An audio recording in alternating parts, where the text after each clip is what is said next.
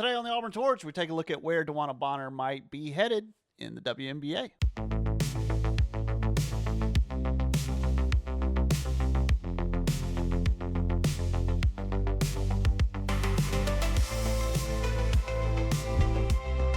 Some news you can use. It's Wednesday, August 26th. As you listen, I'm just now seeing that Auburn soccer's match at Kennesaw State on Thursday night will be on ESPN Plus. So at least if you're signed up for that, not on SEC Network, which is, I think for most of y'all and for me, easier to get into if you just have a cable package, right? But on ESPN Plus, so the over the top, the pay one. You can take a look at Auburn soccer, which was previously, this is a game that I didn't think was being televised at all. So maybe they've had this here this whole time and I didn't know it. And I will also say Auburn volleyball, because I was about to start this podcast. I was about to start talking, and I'm like, oh, well, we've got soccer and volleyball coming up but this weekend, but the viewing is going to be sparse, and it is going to be sparse. Auburn volleyball is playing Friday and Saturday in 3 matches across 2 days at this ETSU tournament, East Tennessee. And only one match will be on ESPN Plus. That will be the Friday evening match with ETSU. So the rest of it, dark match, right? House show. But have no fear. When soccer is back at home, the all home matches will be back on SEC Network Plus. So it's a little bit easier to get into. Today on the Auburn Torch, you can yesterday on the Auburn Torch, you can watch it. You can read it now.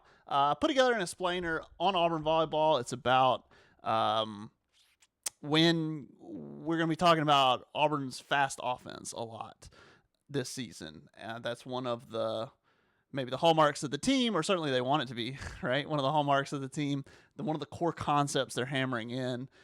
Brent Crouch, I remember when he first got hired, one of the things was, he brings a stopwatch, and that was, something different from what was being done in practices at Auburn before Crouch arrived. All to say, this is what I was just putting in an explainer on what we mean by that. What are we talking about when we say a fast offense, right? Because that means different things in different sports, right? In football, Gus Malzahn, hurry up, no huddle, right? In basketball, get a shot up early in the shot clock, right? What the heck does that mean for volleyball? We broke it down, and we broke down one particular rally, took a look at one particular set, just really tried to do my best to explain it. So if you're new to volleyball, this us too, right? The Torch, we're all on this journey together, right? For me at the Torch, this is the most in-depth I'll have ever covered volleyball. Maybe, the most, I never got to cover Auburn volleyball as much as I wanted to at OA. And then, I covered it pretty fair bit in Texas, in Odessa, because we covered every high school sport. But it's high school. It's a different level. It's totally different, levels to the game going on. So, all to say, excited for volleyball, and then I put on Twitter, this is one of those, if you're like, oh, I don't know anything about volleyball, so I don't know if that interests me. Listen, if you want to learn, this is great. And I put, I hate myself for this, but I'm like, now's a great time to sign up. And it's like, now's a great time to sign up. Okay, it's another joke about, but there's a podcast I listen to, and one of the ads it gets, not one of the ads they read, I think it's just one of the ones that Spotify puts on there, but one of them is for BetterHelp, therapy. And everyone should have therapy. Therapy's nothing to joke about.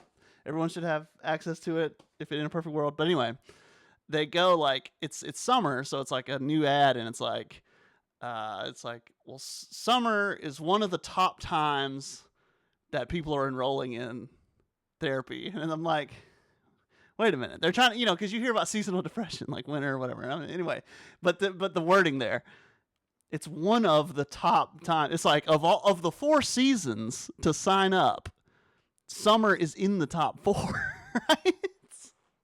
So I've been thinking about that. Maybe I've said this joke on the podcast before.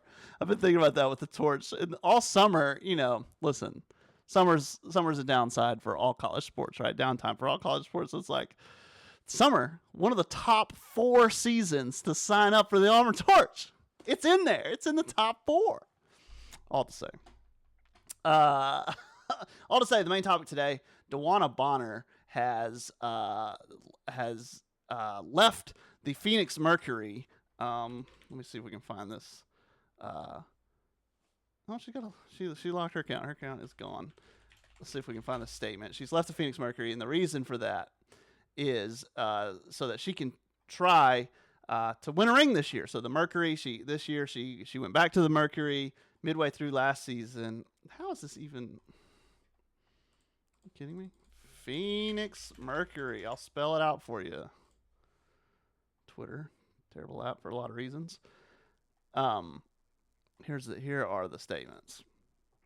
DeWanna Bonner left the Phoenix Mercury because the Phoenix Mercury are bad. They're like 13-22.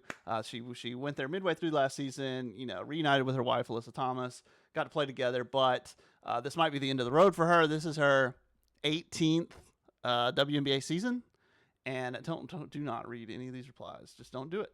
Don't do it. Anyway, this is her 18th WNBA season. It might be her last season, so with the Mercury mathematically eliminated for the playoffs, they were able to find a contract buyout that was mutually beneficial to both Bonner and obviously mutually beneficial to the franchise, or else they wouldn't have done it, right? That frees her up, and now she is eligible if another team signs her, if a playoff team signs her, to compete, to compete by the end. This happened on Monday, and that was the last day a player could be waived and then be eligible for playoff eligibility. I think she's still got a couple weeks to actually sign and still be eligible for the playoffs, or maybe even until the playoffs begin. So she's available, and so I wanted to take a look at maybe the top 3 places from what I can gather. Listen, I've got no deeply embedded sources in the WNBA. Don't cover the WNBA, but from what I can gather, here's a look at. Don't read these replies. Here are the 3 franchises I think they could go to, and one of the first one is maybe the most interesting one, which is the Aces. But there's something going on with them that I've seen where they're close to the cap, and everyone is basically saying, but they had a major injury. Okay, I'm getting ahead of myself, stumbling over myself, but it's okay. Nalissa Smith, their forward, with pretty similar stats to DeWanna, honestly, 11.7 points per game, 6.4 rebounds per game. She's down with injury, and I believe if they tag her IL or whatever it is, exemption, injury list, IR, injured reserve, whatever it is, if they shut her down for the whole season, then the Aces would have the opportunity to bring in DeWanna Bonner. Until then, they can't do it. But I'll say this though. Very similar stat line and even a similar height, right? Like DeWanna's tall too, 6'4", but DeWanna really is a tall guard. Like really, like she's really, I don't know if she can replace a true power forward center, and if that's what they want to replace Nalissa, I don't know if she's got that. So I don't know if that is what's happening. The Aces, I believe, are 3rd. They're the reigning WNBA champions, but 3rd right now in the league standings. But anyway, that's one possibility. The other two, this is the only one that I've seen that has that hurdle. Like, okay, Nalissa has to be shut down for the year to free up the roster spot, right? A couple other options, okay? The first one is Dallas Wings, because I think it just makes a lot of sense because they're around 8th in the league standings, so top 8 go to the playoff, 8 out of 15, and they're close because they've got Paige, right? They've got Paige Buchers, and so Paige can win you any game, right? That's how they feel, but they do need something to get over the hump, right? So they may be one of the teams that wants to add somebody to help out with Paige. And the thing about DeWanna, she's won 6 Man of the Year, 6 Woman of the Year, 3 times in her career. She thrives in that role as coming off the bench, as supplementing, right, and being a really good, second spell kind of player. And so if she could come to any of these teams without disrupting the starting 5, right? Unless you are replacing Nalissa 1-for-1, but I don't think that's going to happen. But maybe it is replacing her in a production way. Anyway, either way, she can come in without messing up your starting five because she's that good of a 6-man. Like, that's her deal, 6-man, right? It can be her deal. She excels at it. And then the last one, I've got 3 teams here. I mean, you could just talk about every single team in the playoff. There's only 8, right? But the Dream, the Atlanta Dream, I think it would be pretty crazy to see her coming back to the South, right, and playing for the Dream for the first time in her career in Atlanta.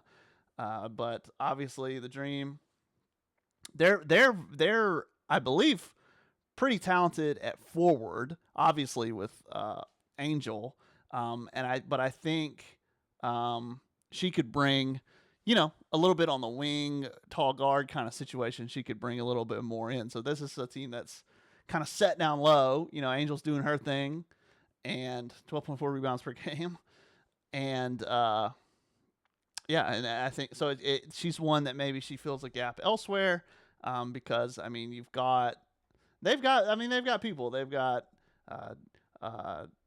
Ryan Howard. Who's the other one? There's Jordan Canada. Oh, Alicia Gray. That's the other one I was thinking of. Like, they've got people, but I don't know. Maybe she could come in off the bench.